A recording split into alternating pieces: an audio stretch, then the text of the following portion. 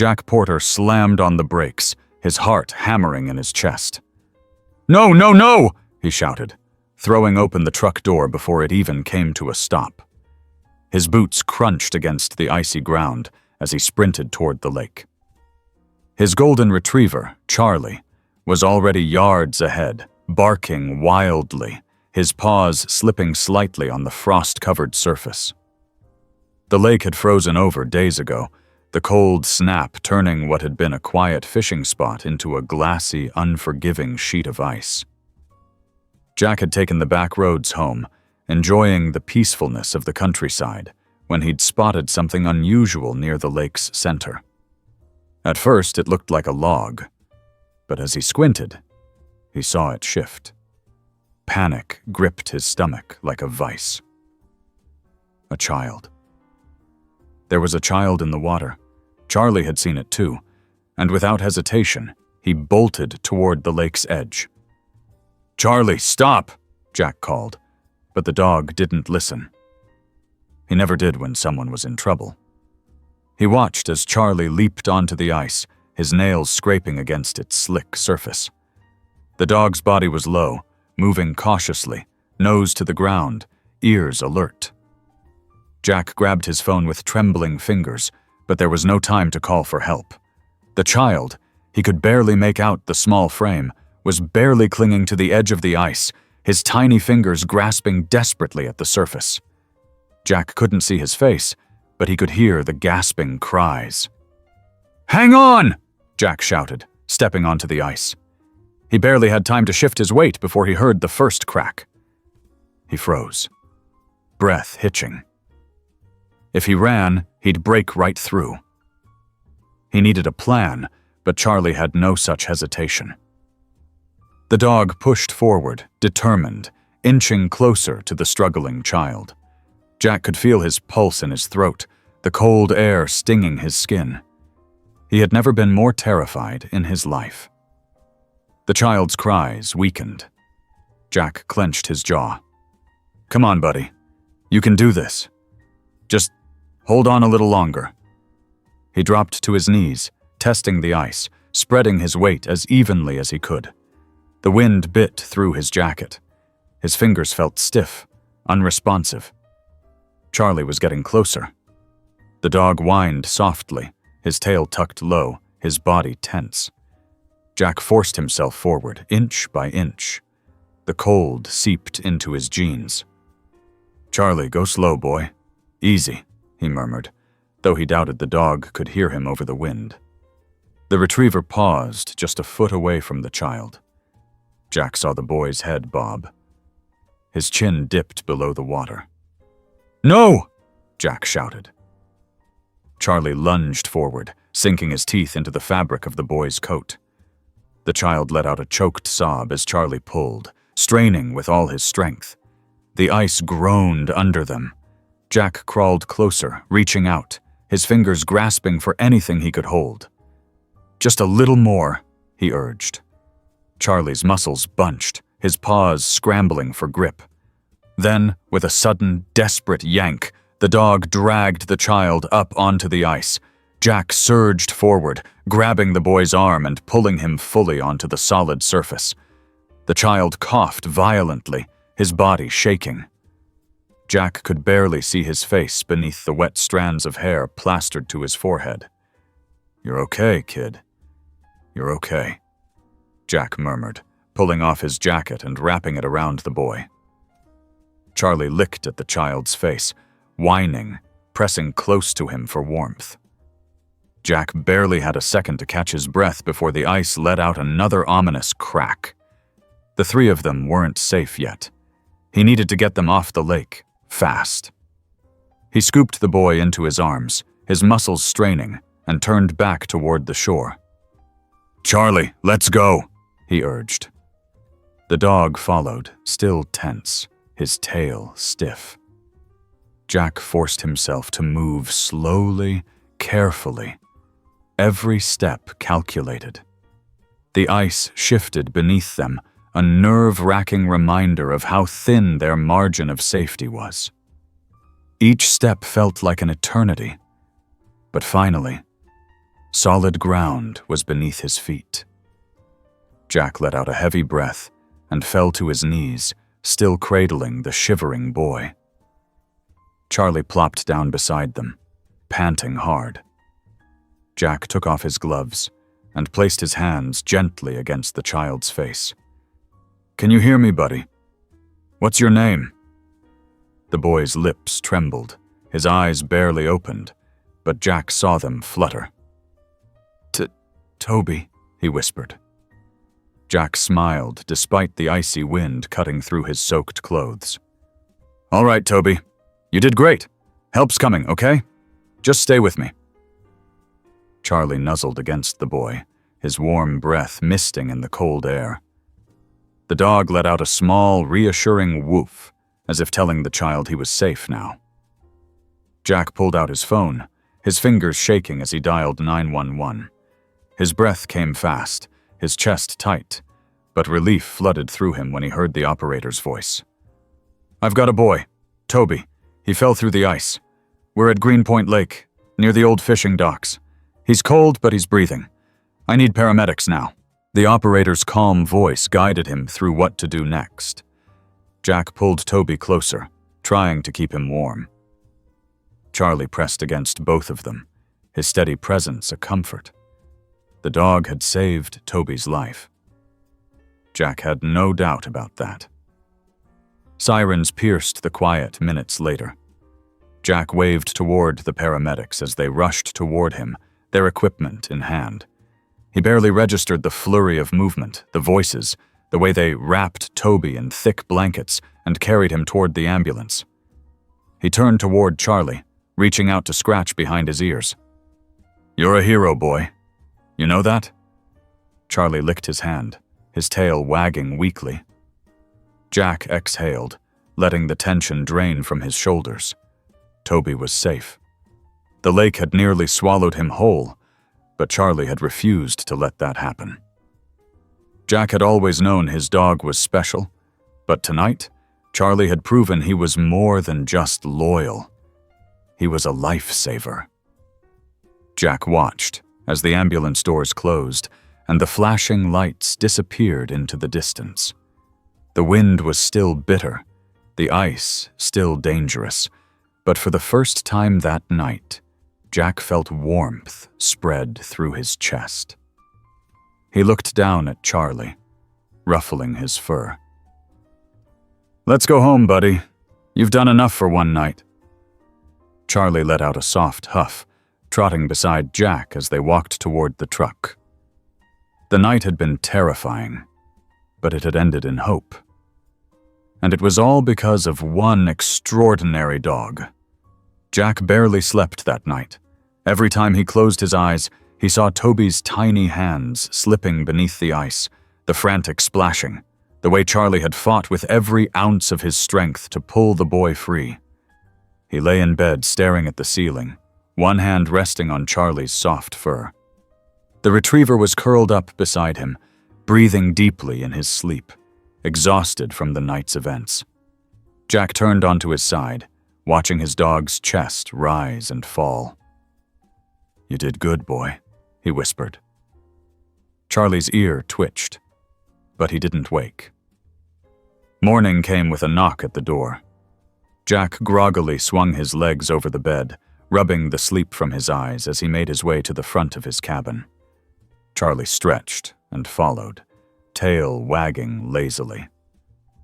Jack opened the door and was surprised to see Sheriff Tom Hastings standing there, his broad frame wrapped in a heavy coat, steam rising from the coffee cup in his hand. "Morning, Jack. Heard you had an eventful night." Jack sighed, leaning against the doorframe. "Yeah, you could say that. Toby all right?" "He's stable. Doctors say he was lucky.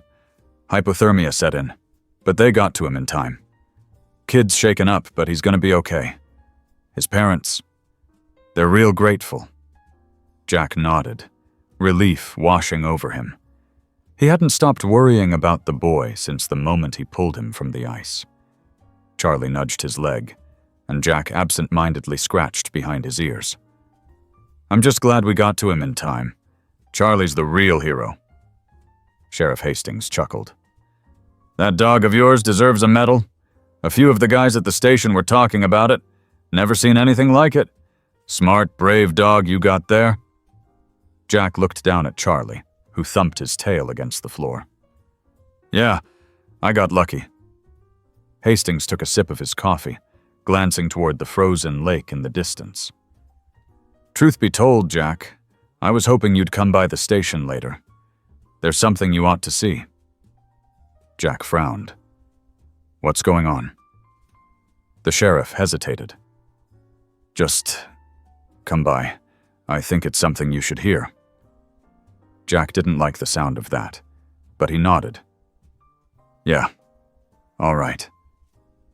An hour later, he and Charlie pulled into the sheriff's station, the old truck rattling as Jack parked in the lot. Charlie hopped out first, sniffing the air, his ears perked. Jack scratched his own neck, feeling a tension settle in his shoulders as he stepped inside. Inside, the small-town station was buzzing. Officers were gathered near the radio, their voices hushed, their expressions grim.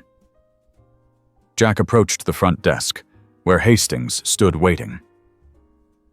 What's going on? Jack asked. The sheriff motioned for him to follow.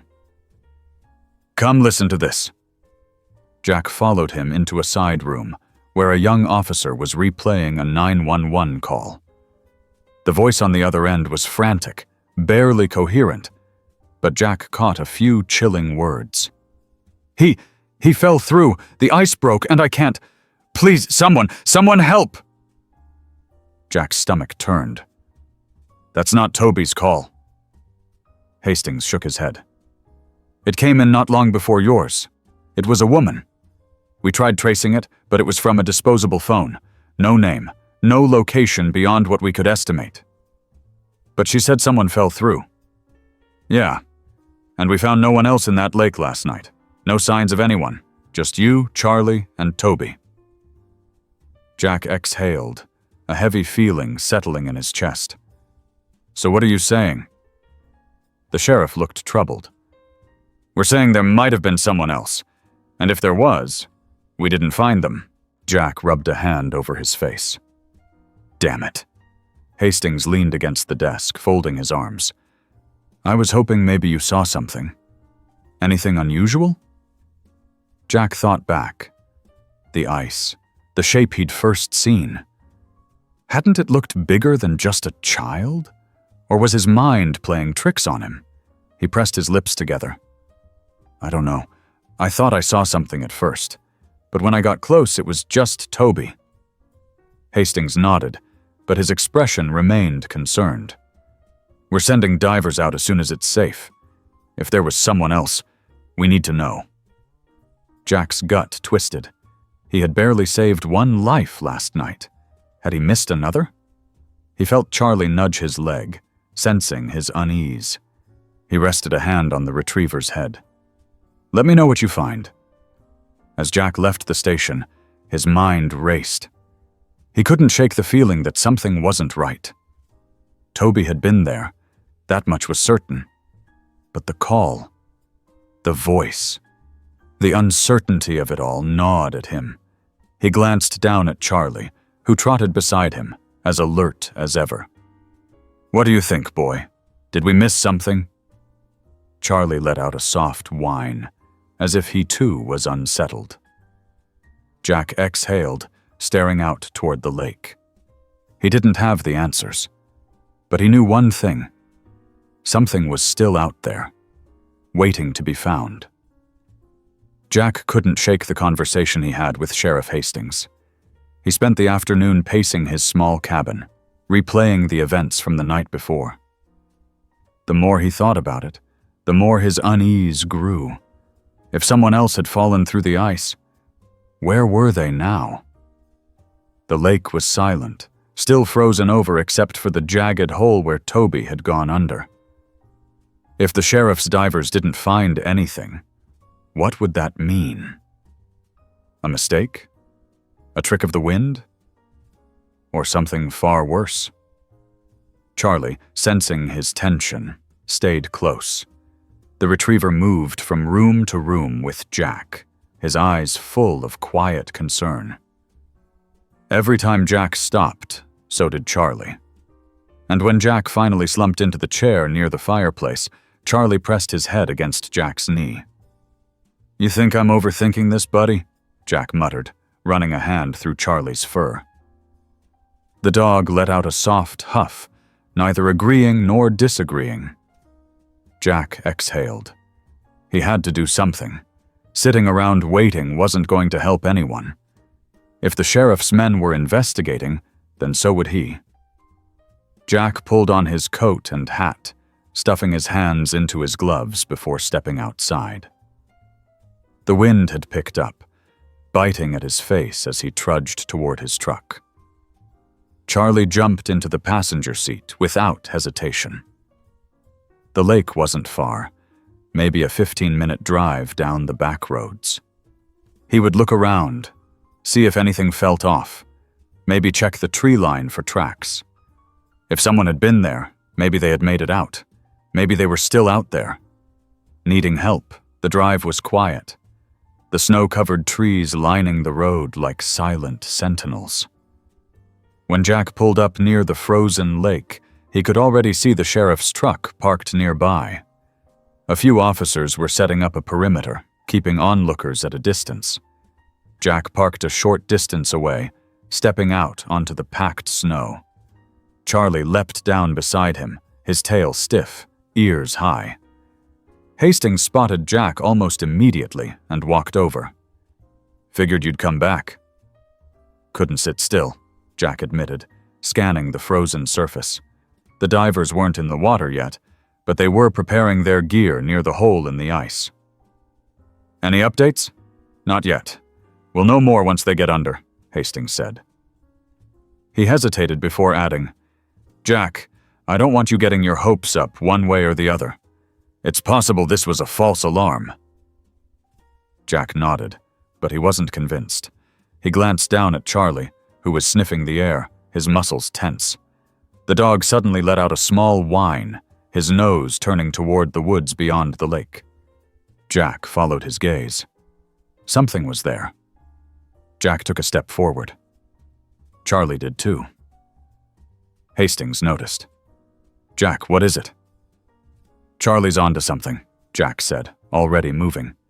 He trusted his dog more than any gut feeling he'd ever had.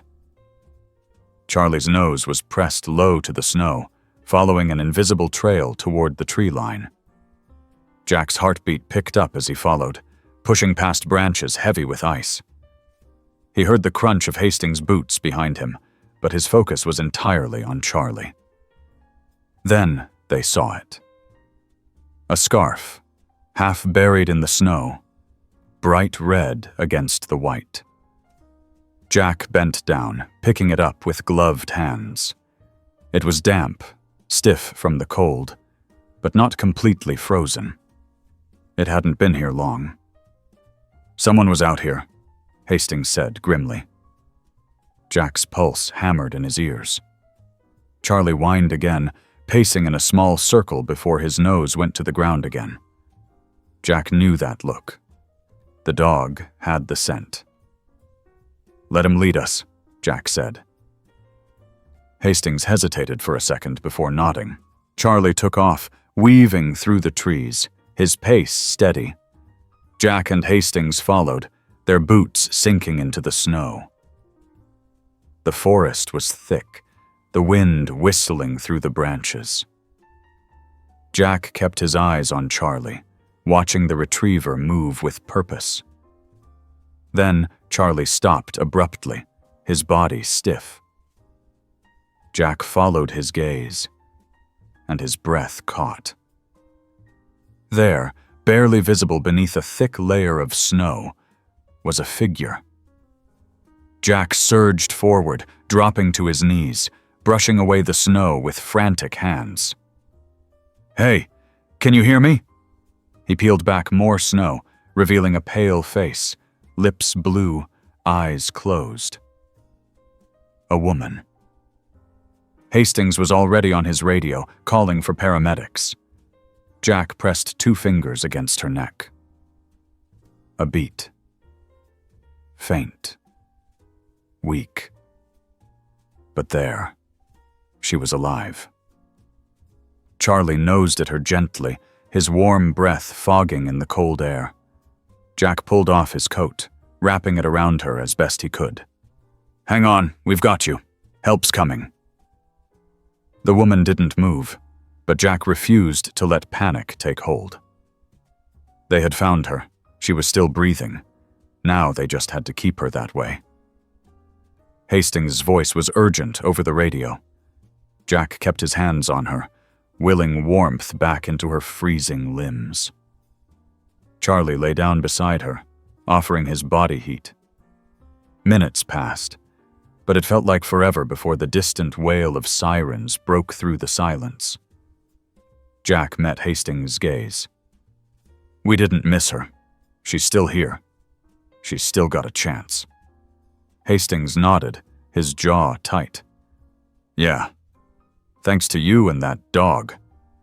Jack exhaled, looking down at Charlie, who was still curled against the woman's side. The retriever had done it again.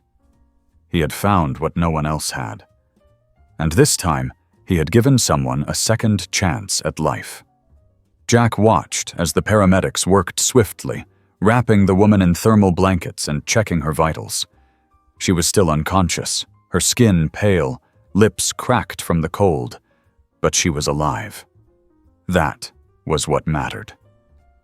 Hastings stood nearby, speaking into his radio, his face set in a deep frown.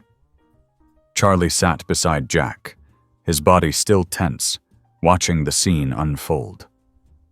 The dog had found her, just like he had found Toby. Twice now, Charlie had sensed something no one else had. Jack reached down, running a hand through the retriever's fur. "You did good, buddy," he murmured.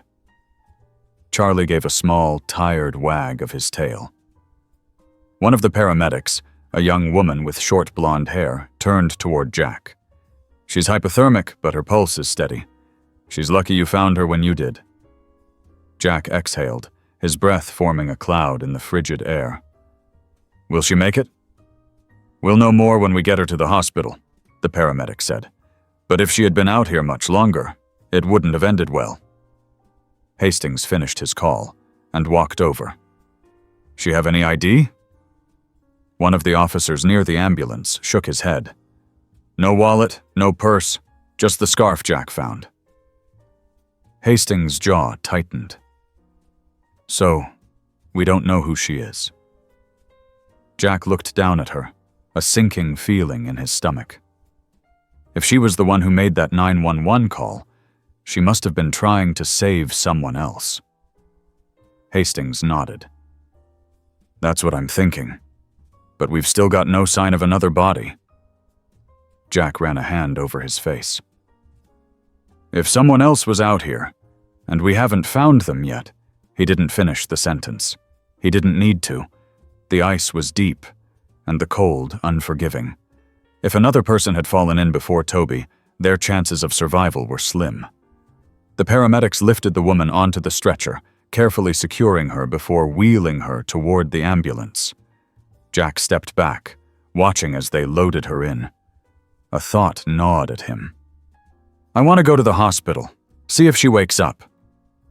Hastings considered for a moment before nodding. "All right, I'll meet you there after I finish up here." Jack patted Charlie's side. "Let's go, boy." The drive to the hospital was quiet, the tension heavy in Jack's chest. Charlie sat in the passenger seat, his head resting on Jack's lap, his body radiating warmth. Jack absently stroked the retriever's fur, his mind racing. Who was this woman? Why had she been out there, alone, in the freezing cold? And if she had called for help, where was the person she had been trying to save? When Jack arrived at the hospital, he parked and made his way inside. The waiting area was nearly empty, the hum of fluorescent lights the only sound. He approached the front desk, clearing his throat. "The woman they just brought in from Greenpoint Lake." Do you have any updates? The nurse looked up from her computer, offering a polite but guarded smile. Are you family? Jack hesitated. No, but I helped find her. I want to make sure she's all right. She glanced at her screen. She's still unconscious, but stable. The doctors are running tests. Do you know her name? Jack shook his head. No, she didn't have any ID on her. The nurse frowned. I'll let the attending physician know you're here. You can have a seat in the waiting room. Jack nodded and sat down, Charlie settling at his feet. Minutes stretched into an hour. Hastings arrived not long after, taking a seat beside him. No new leads on who she is, the sheriff said. We're running her fingerprints through the system, but it could take time. Jack leaned forward, resting his elbows on his knees. You think she was looking for someone? Only thing that makes sense, Hastings said. But if she was out there that long, whoever she was looking for… He trailed off. Jack sighed. Yeah. Just then, a doctor in blue scrubs approached. Are you the ones who found the woman from the lake? Jack and Hastings stood. Yeah, Jack said. How is she? She's awake, the doctor said. Still weak, but she's talking. She keeps asking about someone named Daniel. Jack's stomach twisted. Daniel? The doctor nodded. She seems confused, disoriented. Keeps saying she has to find him. Jack glanced at Hastings. If Daniel is the one she was trying to save. Hastings' expression darkened. We might have another body in that lake. Jack turned back to the doctor. Can we see her? The doctor hesitated, then nodded. For a few minutes, but keep it brief. She needs rest. Jack followed the doctor down the hall, Charlie padding beside him. They stopped outside a small room, the door slightly ajar. Inside, the woman lay propped against pillows, her face still pale, her hands trembling slightly as she held the blanket around her shoulders. Her dark hair was damp, strands sticking to her forehead. When she saw them, her eyes widened. You, her voice was hoarse. You found me. Jack stepped forward. Yeah, me and my dog, Charlie. She looked down at the retriever, who wagged his tail gently. A weak smile flickered across her lips. He's the one who found me, wasn't he? Jack nodded. Yeah, you were buried under the snow. Her expression faltered. Daniel, did you find Daniel? Jack's throat tightened. We didn't see anyone else. Her face crumpled. No, he was with me. He fell in first. I tried to pull him out, but the ice kept breaking. I ran to call for help, but when I came back, he was gone. Jack felt a cold weight settle in his chest. You're sure he fell in? She nodded, tears welling in her eyes. I tried. I swear I tried. Hastings took a step closer. What's your name? Emily, she whispered. Emily Carter. Jack exchanged a look with Hastings. Now they had a name. Now they had a missing person. Hastings spoke gently. Emily, we're going to keep looking. But we need to know, was Daniel family? A friend? Emily closed her eyes, a tear slipping down her cheek. My brother. Jack's chest tightened. Hastings nodded. We'll do everything we can to find him. Emily swallowed hard. Please, he's all I have left. Jack looked down at Charlie. The retriever was still watching Emily, his ears slightly back, as if he understood the weight of her words. Jack reached down, rubbing the dog's head. We'll find him, he promised. And deep down, he knew Charlie wasn't done yet. Jack barely spoke as he and Hastings left the hospital. The weight of what Emily had told them hung over him like a storm cloud. Daniel was still out there. And if he really had gone under the ice, time was running out. Charlie walked beside him, his head low, sensing the shift in Jack's mood. Hastings exhaled sharply. "We need to get divers back in the water first thing tomorrow. If Daniel went in, we need to confirm it. And if there's even a chance he made it out, we have to widen the search radius." Jack nodded. "I want to be there." "I figured you'd say that." Hastings sighed. "Go home, get some rest. Tomorrow's going to be long." Jack wasn't sure if he'd be able to sleep, but he nodded, giving Charlie a pat before getting into his truck. The drive back to the cabin felt longer than usual. The roads were quiet, the sky a deep, endless black. The lake had almost taken 2 lives already, and now they were searching for a third. When Jack pulled up to his cabin, he hesitated before shutting off the truck's engine. Charlie sat beside him, ears perked, watching him closely. Jack rubbed his hands together, staring at the darkness beyond the windshield. "You think he's still out there, boy?" Charlie didn't move, didn't even blink. But there was something in his stillness that sent a chill down Jack's spine. Jack finally exhaled and opened the door. The cold hit him instantly, but he ignored it, stepping onto the packed snow and making his way toward the porch. Inside, the cabin was warm, the fire still burning low from earlier. Jack knelt beside it, tossing another log in before sinking into his chair. Charlie curled up at his feet, but his eyes stayed open, watching Jack. Jack ran a hand down his face. He couldn't stop thinking about Emily's voice when she had said Daniel's name. The desperation, the grief. He had seen it before, and he knew that kind of loss could break a person. Tomorrow, they would search again, and if Daniel was out there, they would find him. The morning came too soon. Jack was up before the sun, pulling on his warmest gear, his movements slow but steady. He poured a quick cup of coffee, but barely drank it before heading out. Charlie was already at the door, ready. When they arrived at the lake, the sheriff's team was already there.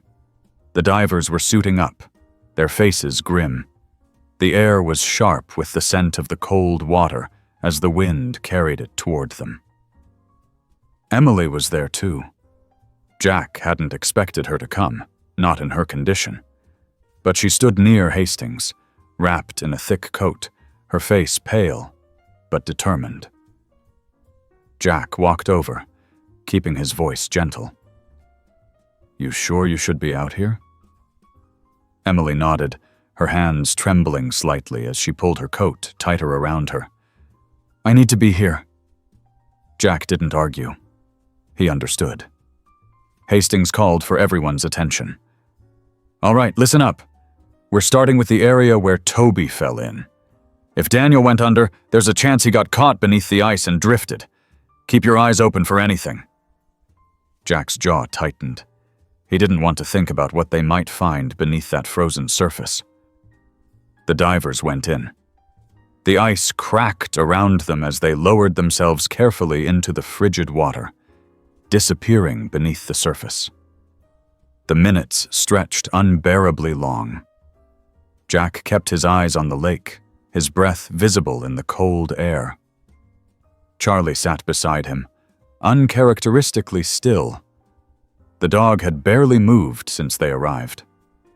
Jack followed his gaze, noticing that Charlie wasn't watching the divers. He was watching the tree line. Jack frowned. "What is it, boy?" Charlie's ears flicked, his nose twitching. Then he stood, staring into the trees with an intensity that made the hairs on Jack's arms stand up. Emily noticed. "What's wrong?" Jack shook his head. "I don't know." He glanced at Hastings. "Something's got him spooked." Hastings followed Jack's gaze. "Think it's worth checking out?" Jack nodded. "I trust him." Charlie took off before Jack could say another word. Jack followed, his boots crunching against the snow. Hastings and Emily were right behind him. The dog moved fast, his tail low, his nose to the ground. He was tracking something.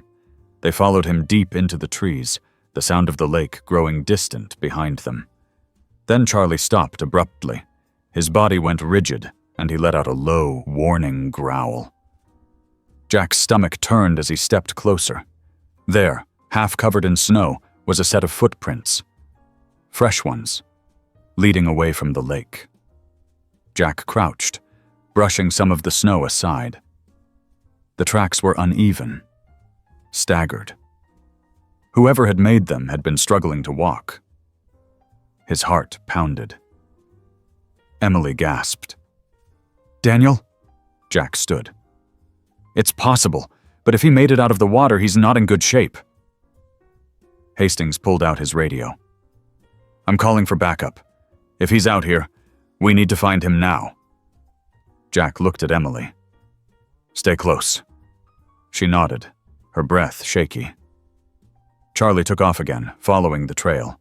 Jack and the others moved quickly, their eyes scanning the trees, looking for any sign of movement. Then Jack saw it. A dark shape collapsed against the base of a tree. He ran, his heart hammering. "Daniel!" The figure didn't move. Jack dropped to his knees, reaching out. His fingers found cold skin. Too cold. He pressed his fingers against the man's neck. A pulse. Faint, but there. "He's alive!" Jack shouted. Emily sobbed, dropping beside him. "Daniel!" She touched his face, her fingers trembling. "Wake up, please!" Daniel's eyes fluttered, barely opening. His lips moved, but no sound came out. Jack wasted no time. He pulled off his coat, wrapping it around Daniel's shaking body. "We need to get him warm, now." Hastings was already speaking into his radio. "We found him. We need medics here. Fast." Charlie pressed against Daniel's side, his warmth helping. Jack held on to his shoulder. "You're gonna be okay, buddy. We've got you." Daniel's eyes flickered open again, this time locking on to Emily's. A ghost of a smile formed on his lips. Emily let out a broken laugh, tears streaming down her face. "You stubborn idiot." Jack felt the tightness in his chest ease just a little. They had found him. He was alive. And now, he had a fighting chance. Jack pressed his hand against Daniel's back, feeling the shallow rise and fall of his breath. It wasn't steady, but it was there. That was all that mattered right now. Charlie stayed close, his body half curled against Daniel, radiating warmth. Emily hadn't moved, her hands gripping her brother's shoulders as if letting go would make him disappear. Hastings' radio crackled to life. "Medics are on their way. ETA 5 minutes." "Hurry them up," Hastings responded. "He's barely hanging on." Jack exhaled slowly. "Daniel, can you hear me?" Daniel's eyelids fluttered, his lips parting slightly. The sound that escaped was barely more than a whisper, but Jack leaned in. "Cold." Emily choked back a sob. "I know, Danny. I know. You're going to be okay. Just hold on a little longer." Jack could see the way Daniel's body trembled, his skin pale and icy. He had been out here too long. Jack pulled off his gloves and rubbed Daniel's hands between his own, trying to get any bit of warmth back into them. Charlie let out a low whine, pressing his nose against Daniel's cheek. The retriever's body was still tense, his ears flicking, his eyes darting toward the trees. Jack frowned. Charlie was still on edge. Jack followed the dog's gaze, scanning the woods. Nothing moved. But that didn't mean nothing was there. His instincts stirred. Something wasn't right. Hastings noticed. "What is it?" Jack shook his head. Not sure. Charlie's still keyed up, like he's expecting something. Emily barely seemed to hear them, her focus entirely on Daniel. Stay with me, Danny. Please. Her voice cracked. You promised. Daniel's fingers twitched slightly under Jack's grip. Then his lips moved again. Water. Jack stiffened. What? Daniel's eyes opened just enough to show a flicker of consciousness. His breath hitched as he tried again. Not alone. Emily's brow furrowed. What do you mean? Danny, who was with you? Jack's pulse spiked. He looked at Hastings, who was already grabbing his radio. We need another search team. Now. We might have another missing person. Jack turned back to Daniel, his voice steady. Who else was with you? Daniel tried to speak, but the effort was too much. His body shuddered, and his eyes slid shut again. Jack squeezed his hand. Stay with us, Daniel. Just a little longer. Emily was sobbing now, whispering reassurances that she wasn't even sure he could hear. The distant wail of sirens cut through the forest air, but Jack's thoughts were already racing. Not alone. Those words sent ice down his spine. Who else was out here? The medics arrived, moving fast. They lifted Daniel onto a stretcher, securing him in thermal blankets as they checked his vitals. Jack and Emily stepped back, watching as they worked. He's severely hypothermic, one of the medics said. But his pulse is holding. We need to get him to the hospital now. Emily hesitated, looking between Jack and Daniel. Jack put a hand on her shoulder. Go with him. We'll keep searching. She nodded, swallowing back her fear. Please find whoever he was talking about. Jack didn't need to be told twice. As the ambulance pulled away, Hastings turned to Jack. We need to move now. If someone else is out here, they don't have much time. Jack looked down at Charlie. Find them, boy. Charlie lifted his head, nose twitching. Then he took off. Jack followed without hesitation, his boots crunching against the frozen ground. Hastings and the search team were close behind, moving in formation. Charlie moved fast, weaving through the trees, his body tense with purpose. Jack kept his eyes sharp, scanning for any movement. The forest felt heavier now, the air thick with something Jack couldn't quite name. Then Charlie stopped abruptly, his ears pricked forward. He let out a single bark. Jack's heart pounded. There, just beyond the next rise, a figure lay half buried in the snow. Jack ran, his breath burning in his chest. The snow crunched beneath him as he reached the person's side. A young man, barely in his 20s, his clothes soaked, his lips tinged blue. His chest rose and fell in uneven breaths. He's alive, Jack called over his shoulder. Charlie circled the man, whining softly. Jack knelt beside him, feeling for a pulse. It was weak. Too weak. Hastings and the team arrived seconds later. Get him warm, Hastings ordered. Medics, we need another unit. Jack peeled off his coat, wrapping it around the man as best he could. Stay with me, kid. You're safe now. The young man's eyelashes fluttered, his lips parting slightly. Daniel? Jack's stomach clenched. You're his friend? A shallow nod. Jack leaned closer. What happened? The man's breath was barely a whisper. We weren't alone. Jack's blood ran cold. Hastings caught it too. What do you mean? Who else was out here? The man's eyes flickered with something. Fear. His body shuddered violently, and then he went still.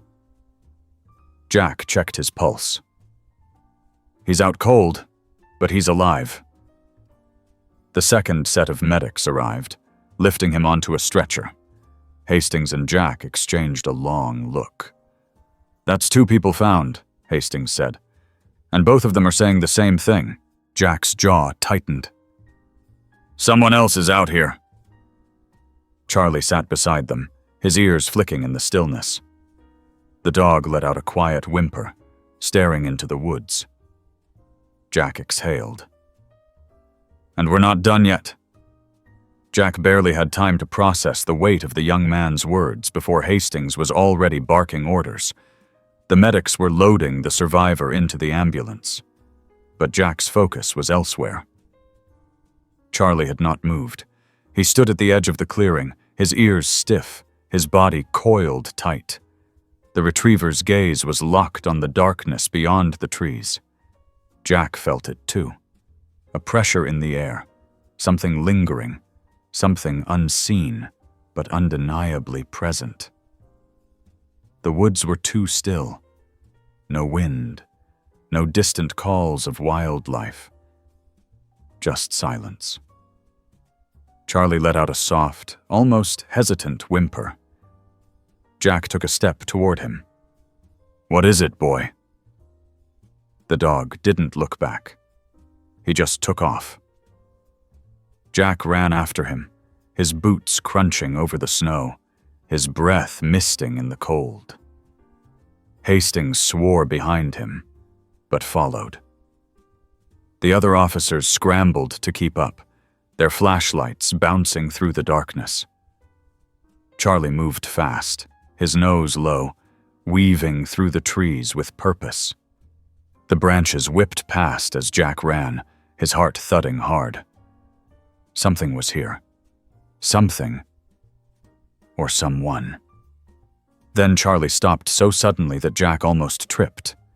The dog stood frozen, his tail stiff, his entire body humming with tension. Jack followed his gaze and felt his stomach drop. A small, abandoned campsite. The fire pit had long since gone cold, but the remains of a blanket lay half buried in the snow. A few scattered food wrappers, a backpack leaning against a tree, the zipper partially open. Someone had been here recently. Hastings caught up, breathing heavily. Whoever was here didn't leave long ago. Jack stepped forward cautiously, kneeling beside the backpack. He pulled the zipper down slowly, his pulse hammering. Inside, he found a notebook, a flashlight with dying batteries, and a water bottle that had frozen solid. He lifted the notebook, flipping through the pages. The handwriting was messy, hurried, almost frantic. Hastings leaned over his shoulder. "What's it say?" Jack squinted at the words. "We weren't supposed to be out here this long. It wasn't safe. It saw us.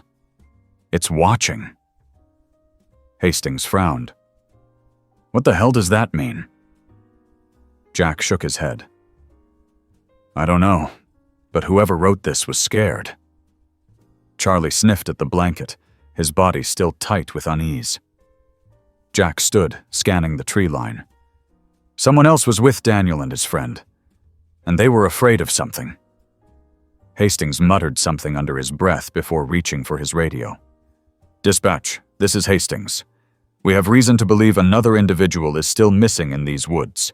Potential third party. Initiate another search team and bring extra thermal equipment. We may be looking for signs beyond footprints." Jack exhaled, his mind spinning. "We need to move. If they're still out here, they could be in worse shape than Daniel." Charlie took off again, nose to the ground. Jack followed, gripping the notebook tightly. They pushed deeper into the woods, the trees closing in around them, the air thick with something unshakable. Jack didn't know what they were walking into, but the feeling in his gut told him it wasn't over yet. Not even close. Jack moved quickly, his breath coming in short, sharp bursts as he followed Charlie deeper into the woods. The air was biting cold, his fingers stiff around the notebook he had taken from the campsite. Hastings and the other officers kept pace behind him, their flashlights cutting through the darkness in fractured beams. Charlie didn't hesitate. The retriever was on a mission, his nose low, his body weaving between the trees with steady determination. Jack had long since learned to trust his dog's instincts, and right now those instincts were screaming that there was still someone out here. Hastings kept his voice low as he jogged beside Jack. That notebook. Whoever wrote it was terrified of something. You think they saw something real, or were they just scared of the cold? Jack shook his head. I don't know. But if they were afraid enough to write about it, that means they weren't planning to stay out here this long. Something went wrong. Charlie suddenly let out a sharp bark and veered to the right. Jack followed, his boots crunching over the frozen ground. The trail they were on had thinned, leading to an area where the trees stood gnarled and twisted. Then Jack saw it, another set of footprints in the snow. These were different from the ones they had followed earlier. They weren't just staggered, they were erratic, as if the person had been running. Jack's gut twisted. They were trying to get away from something. Hastings crouched beside the tracks, running a gloved hand over them. Not too old, maybe a day or two. Whoever made these was panicked.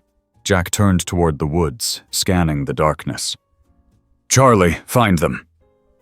Charlie lowered his nose again and took off, his tail rigid. Jack ran after him, pushing past low-hanging branches. The wind howled through the trees, rattling the limbs together like dry bones. Something about this part of the forest felt wrong. It was an instinct Jack couldn't shake, a feeling deep in his bones that something was off. Charlie suddenly stopped, his paws digging into the snow. Jack reached his side and froze. A figure lay motionless at the base of a large tree, half covered in snow. Jack's stomach dropped. He rushed forward, dropping to his knees beside the body. It was a young woman, her face barely visible beneath her tangled hair. Her lips were pale, her clothes stiff with frost. Jack's hands moved fast, brushing the snow off her shoulders. Hey, can you hear me? He pressed his fingers to her neck. A pulse. Weak, but there.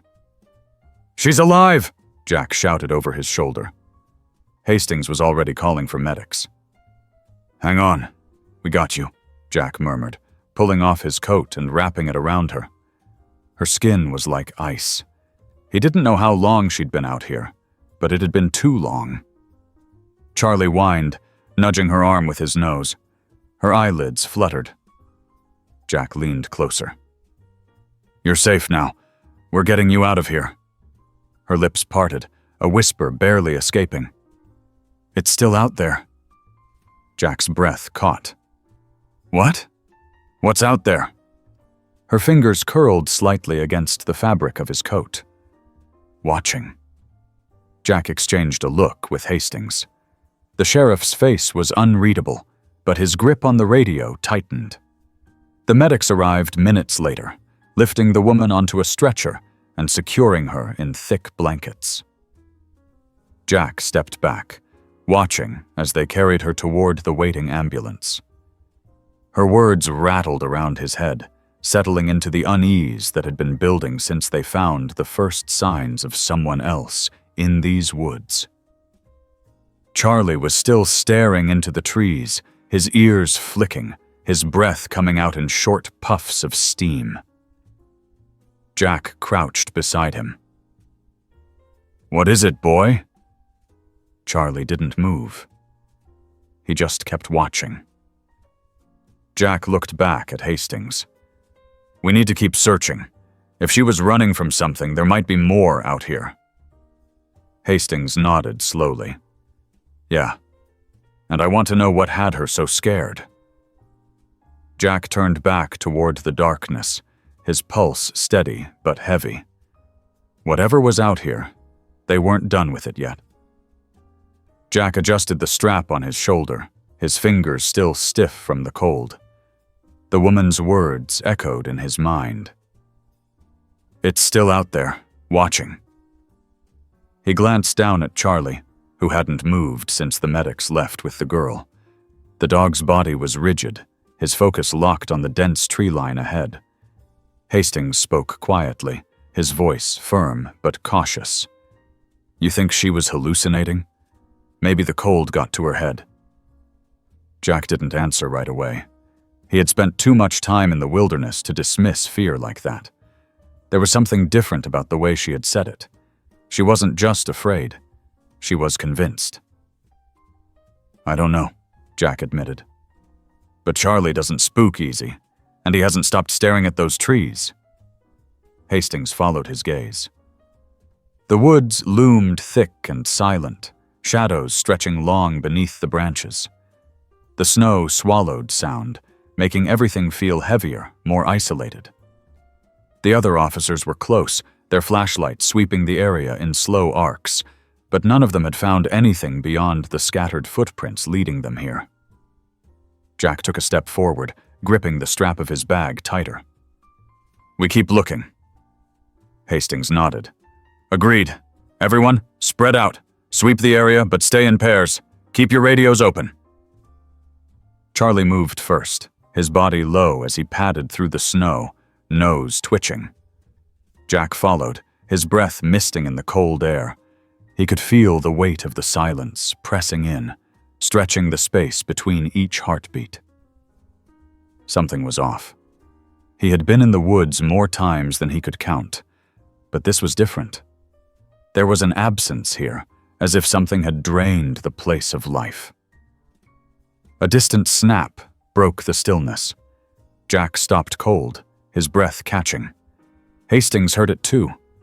They both turned sharply toward the sound, flashlights cutting through the dark. The beam landed on a cluster of trees, their trunks thick and tangled with underbrush. Charlie let out a low growl. Jack felt his stomach tighten. "Something's there." Hastings pulled his radio to his mouth. "We've got movement up ahead. Officers, hold position, but be ready." Jack stepped forward, slow and deliberate. He scanned the area, his heartbeat steady but strong.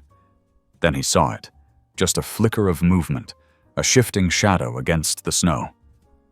His breath hitched. "Hey!" Hastings called out. "This is law enforcement. Identify yourself." Silence. Then, a figure bolted from the trees. Jack reacted instinctively. "Charlie, go!"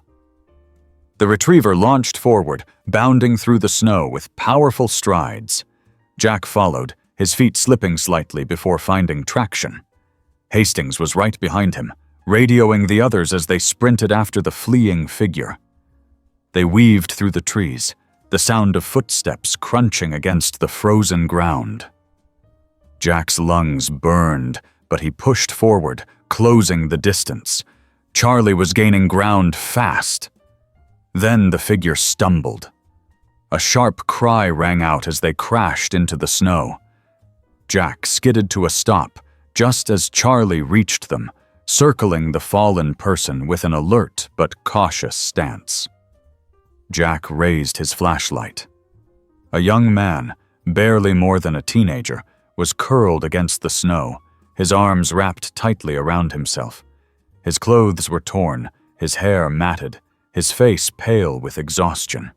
His wide eyes darted between Jack and Hastings, his breath coming in ragged gasps. Jack crouched, keeping his voice calm. "Hey, it's okay. We're here to help." The boy shook his head frantically, pressing himself further into the snow. "No," he choked out. "You have to go. You don't understand." Jack's pulse pounded. "Understand what?" The boy's gaze flicked past them, into the trees. His whole body trembled. "It followed me. It's still here." Jack stiffened. Hastings exchanged a quick glance with him before stepping closer. "Kid, who followed you?" The boy shook his head, his breathing shallow. "I don't know what it is, but it doesn't stop. It doesn't leave. It just waits." Jack felt the hairs on his arms rise. He kept his voice steady. We're gonna get you out of here, all right? You're safe now. The boy didn't move, his hands tightening into fists against his jacket. No one's safe. Charlie let out a low, warning growl. Jack turned sharply, scanning the trees. His flashlight beam wavered slightly as he swept the area. He saw nothing, but he could feel something. The same weighted silence, the same pressure in the air. Hastings straightened, his hand inching toward his sidearm. We need to move. Now. Jack didn't argue. He reached down, gripping the boy's arm firmly but gently. Come on. You're coming with us. The boy hesitated for a fraction of a second before nodding weakly. Jack hauled him up, keeping a steady grip as he turned back toward the others. We're coming back, Hastings called into his radio. We've got him. Stand by. Jack took one last glance at the darkened woods. The unease still clung to him, wrapping itself around his ribs like an unseen force.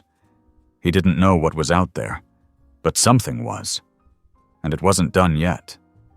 Jack didn't loosen his grip on the boy's arm as they moved swiftly through the trees. The kid's legs were shaky, his breath coming in uneven gasps, but he kept pace.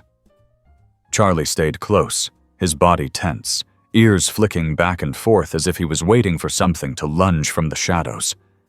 Hastings was ahead of them, speaking urgently into his radio. We've got the third survivor. Young male, early 20s. He's weak but conscious. We're moving back now. Stay alert. Jack glanced down at the boy, who was staring straight ahead, his face pale beneath the dim light of their flashlights.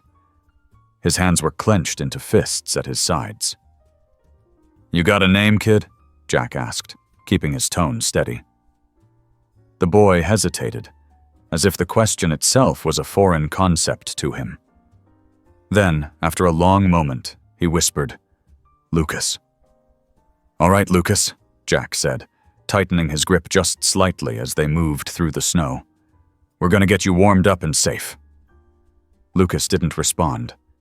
His eyes flicked to the darkness behind them, his breath catching. It's still watching. Jack fought the urge to turn around. He didn't need to see it to feel the weight of something unseen pressing against them. The woods were too quiet. The air was too thick. He wasn't sure if it was paranoia or something more, but every nerve in his body was screaming at him to get out of here fast. Charlie suddenly let out a sharp bark and lunged ahead. Jack's heart jumped as the retriever spun around, his body low, his teeth bared. His growl was deep, almost guttural. Jack had seen Charlie alert before, but never like this. Hastings turned sharply. What is it? Jack grabbed Lucas and pushed him toward Hastings. Take him. Hastings didn't argue. He gripped the boy's shoulder and started moving faster. Jack turned toward Charlie, his flashlight cutting through the trees. His pulse pounded as he swept the area, but there was nothing. Just the endless stretch of trees and untouched snow. But Charlie was still growling. His fur stood on end, his body tense as he took another step forward. Jack swallowed hard. Charlie, what do you see?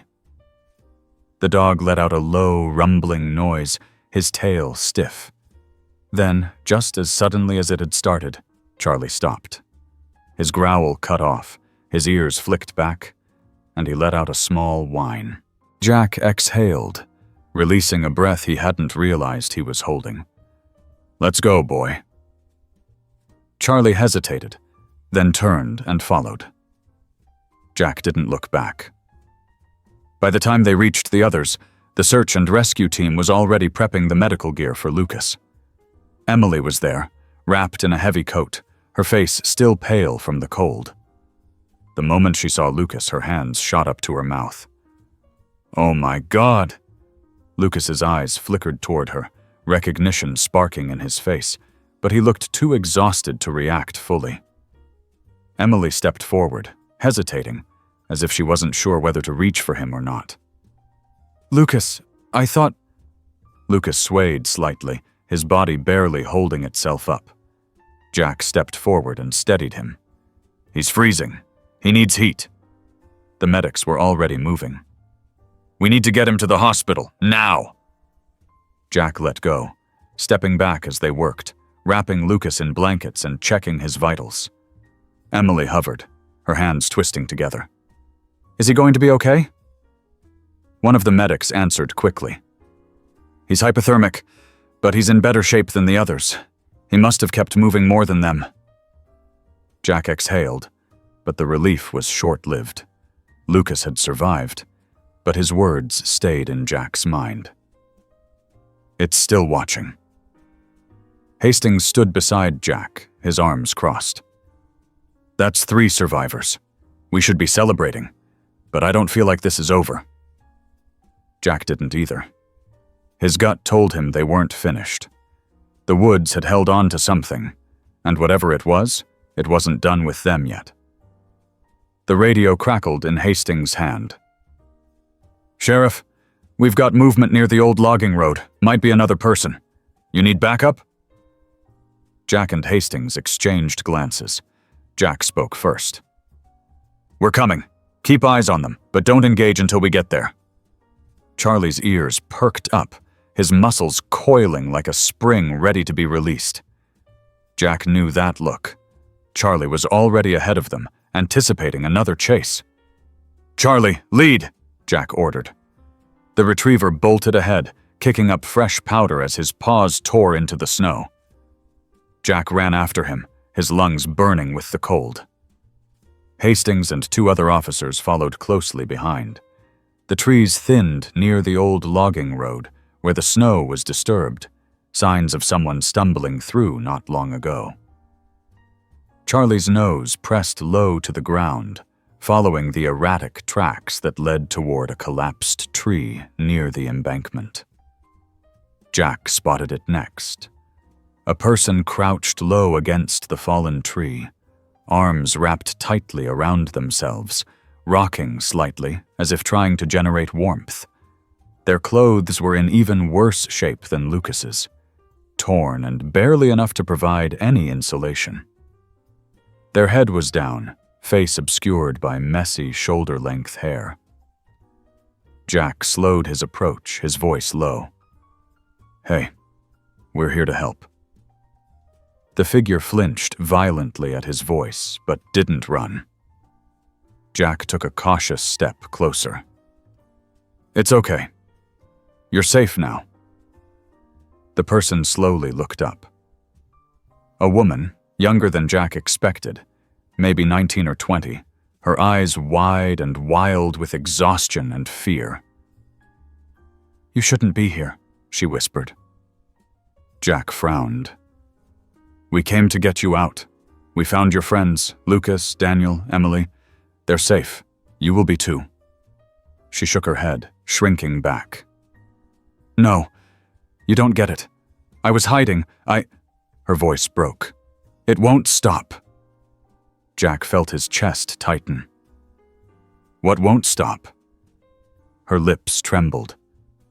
"The thing in the woods." Hastings crouched beside Jack. "We need to get her to warmth now. We can ask questions later." Jack reached out a hand, keeping his movements slow. "Come on. We'll get you to safety."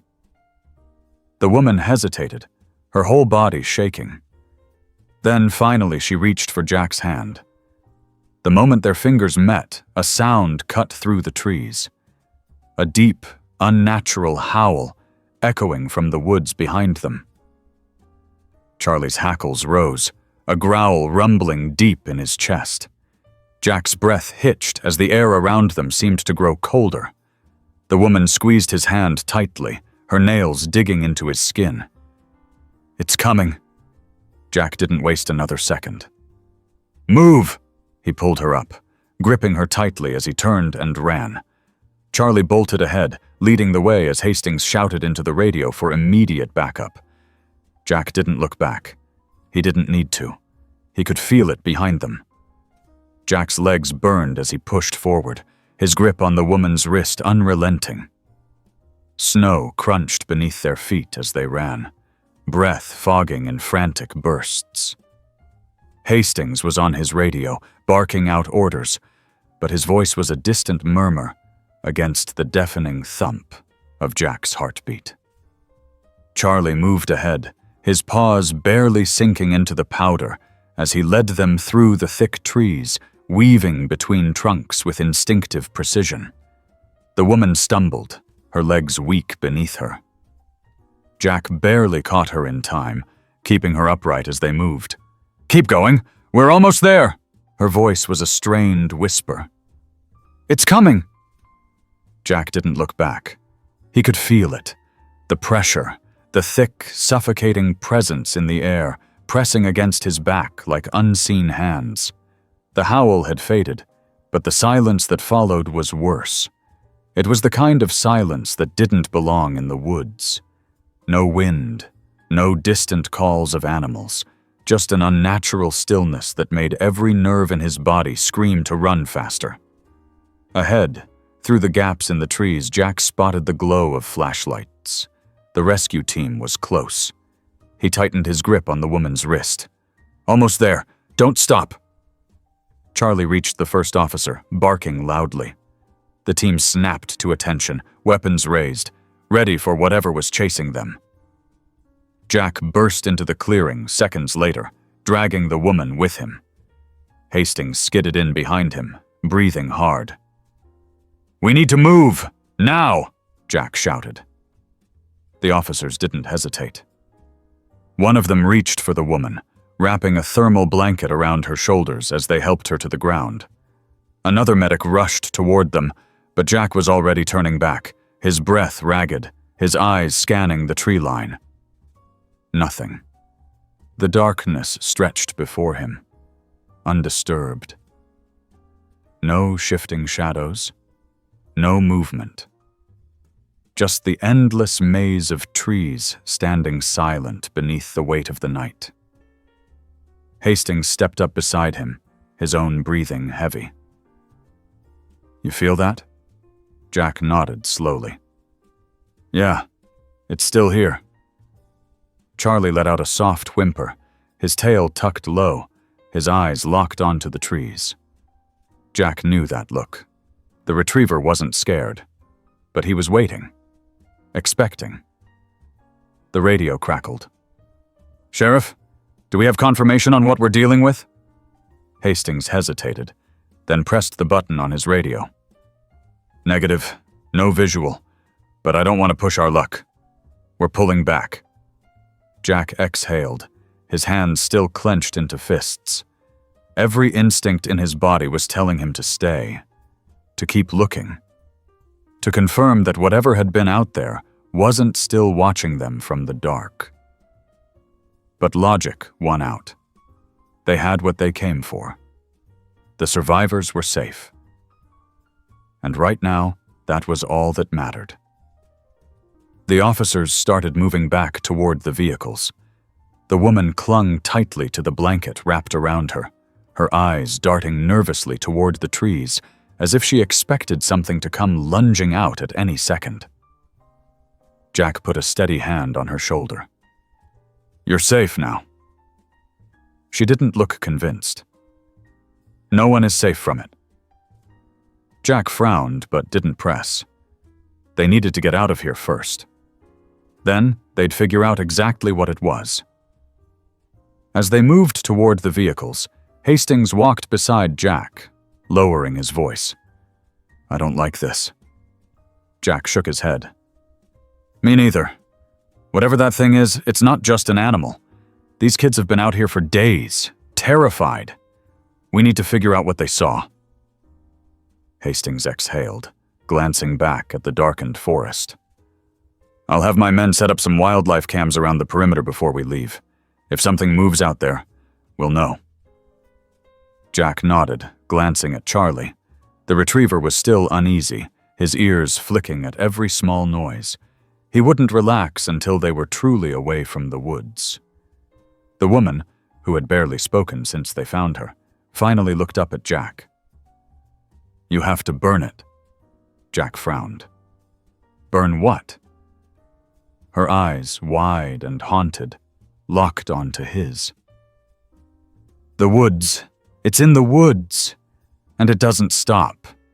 It never stops. Jack glanced at Hastings. The sheriff's face was unreadable, but Jack could see the tension in his posture. They weren't dealing with a simple missing persons case anymore.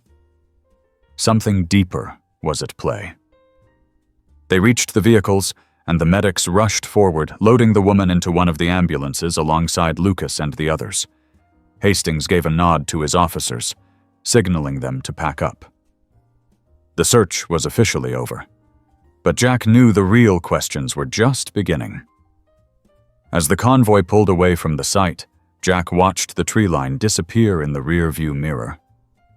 Charlie sat beside him, finally settling but still watchful. The retriever let out a slow, deep breath and rested his head on Jack's knee. Jack ran a hand through the dog's fur. "Yeah, buddy. I don't think we're done here either." The headlights of the convoy carved through the night as they headed back toward town. The survivors were safe. The search had ended. But the silence in the woods had spoken louder than words. Something was still out there. And Jack had a feeling it wasn't going to let them go so easily. Hours later, Jack sat in Hastings' office, staring at a map of the woods. Red markers indicated where each survivor had been found. The pattern wasn't random. It formed a loose, uneven circle, as if something had been hurting them, containing them. "I don't like this," Hastings muttered, rubbing his jaw. "We should have found tracks, signs of an animal, something. But there's nothing. It's like whatever was out there just disappeared." Jack tapped the map. "Or it's still in there, waiting." Hastings exhaled sharply. "The girl, she was serious about burning it. You think she's just rattled?" Jack thought about the fear in her eyes, the way her voice had cracked when she spoke about it. "No, she believes it. And maybe we should too." Hastings leaned back in his chair. "You ever seen anything like this before?" Jack shook his head. "No, and I don't want to again." Charlie, lying at Jack's feet, let out a soft huff, as if he agreed. The dog was exhausted, but still alert, his eyes watching the office door as if he expected something to come through it. Hastings drummed his fingers on the desk. "We'll analyze the wildlife cams tomorrow. If we don't find anything, we'll figure out the next move. But if something is out there, we're going to need more than just a few officers with flashlights." Jack nodded, standing. "Then we better be ready for whatever comes next."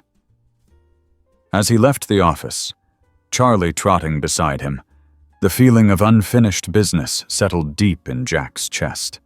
The woods weren't done with them, and Jack had a sinking feeling they were going to find out why soon enough. Jack hadn't slept, even after the rescue, after the medics took the survivors to the hospital. After the long debrief with Hastings, the weight in his chest hadn't lifted. He sat on his porch, watching the woods in the distance, his fingers absently running through Charlie's fur. The dog had barely left his side, his ears flicking at every distant sound, his posture alert even in the quiet of the early morning. Hastings had called an hour ago. The wildlife cameras had caught nothing. No movement, no signs of large animals, just static and empty trees. That should have reassured Jack. It didn't. The girl's words echoed in his head. "It doesn't stop. It never stops. It's in the woods." Jack didn't believe in ghost stories, but he did believe in fear. And whatever those kids had seen had been real enough to terrify them nearly to death. Charlie lifted his head suddenly, ears perked. Jack's fingers stilled. The night had been quiet, but something shifted. A feeling. A pressure in the air, just like before. Jack exhaled sharply and stood. "Come on, boy, one last time." He grabbed his coat and rifle, moving toward his truck. Charlie hopped in beside him without hesitation. The drive back to the woods was quiet, the roads slick with frost.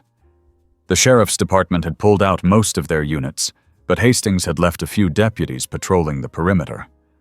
When Jack pulled up near the trailhead, one of them, Dawson, approached with a frown. "You're back. Thought we were done with this place." Jack shut the door behind him. "Just need to check something. You seen anything?" Dawson shook his head. "Not a damn thing. Not even tracks. It's like nothing's been in those woods in days." Jack nodded, not reassured. "I won't be long." Dawson sighed, but didn't argue. "Just keep your radio on." Jack turned toward the trees. Charlie moved ahead, his paws silent in the snow. The trail felt different now. Too still, too empty, as if the forest itself had been holding its breath. He followed Charlie deeper, past the area where they had found the girl, past the old logging road. The snow was undisturbed, no fresh tracks. But Jack felt it. That same weight in the air, that same feeling of something just beyond sight. Charlie stopped abruptly, his body rigid. Jack raised his rifle slightly. "What is it, boy?" Charlie didn't growl this time. He just stood there, watching the trees, waiting. Jack followed his gaze, scanning the darkness, and then he saw it. A shape. A figure standing between the trees, just barely visible against the shadows. Not moving, not breathing, just watching. Jack's grip on the rifle tightened. "Who's there?" Silence. The air grew heavier, pressing against his chest, making it harder to breathe. The shape didn't move. It was tall, too tall, limbs slightly too long. And its eyes, if they were eyes, were just empty voids in the dark. Charlie let out a low whine and took a step back. Jack had been in danger before. He had faced down wild animals, violent storms, the worst of human nature. But this was different. This was something else. Something old. Something that didn't belong in the world as he knew it. The thing in the woods tilted its head slightly, as if considering him. Then, slowly, it stepped back. Not turning, just fading into the darkness, swallowed by the trees. And then it was gone. Jack's breath came fast. His hands were steady, but his pulse pounded in his ears. He looked down at Charlie. The dog pressed against his leg, his body tense. Jack exhaled and lowered the rifle. "Come on, boy. We're done here." He turned and walked back the way they came, not looking back. He didn't need to. The woods had already given him their answer. When Jack reached his truck, Dawson gave him a questioning look. "Find what you were looking for?" Jack hesitated, then nodded. "Yeah." Dawson frowned but didn't press. "You heading back?" Jack opened the door for Charlie. "Yeah. And if I were you, I wouldn't come back here at night." Dawson let out a dry laugh. "After this week? You won't catch me near these woods at all." Jack climbed into the truck, staring out at the trees one last time. The air felt lighter. The weight had lifted. Whatever had been there had seen him, and it had let him go. For now. He started the engine and pulled onto the road, heading back toward town. The search was over. The kids were safe. But Jack knew one thing for certain. Some things were never meant to be found.